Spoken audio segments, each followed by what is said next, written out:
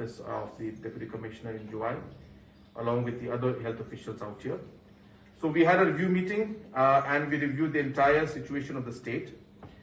We strongly felt that though the numbers are plateauing and though the numbers are coming down in certain districts, we still cannot let our guards down because we still have not crossed or come down below our danger level.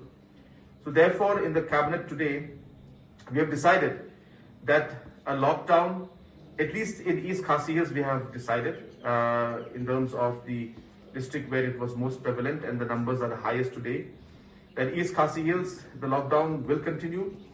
The districts in the other states, or other districts in the state also, the deputy commissioners will be given the power to decide on the lockdown. Most districts will continue with the lockdown, but the deputy commissioners will decide. But there is a rider to this.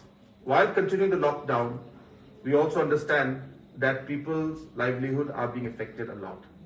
Therefore, the cabinet has decided today that we will allow up to 20%. We will allow up to 20% of non-essential commodities to be open in different areas of the state. But that will be decided by the deputy commissioners.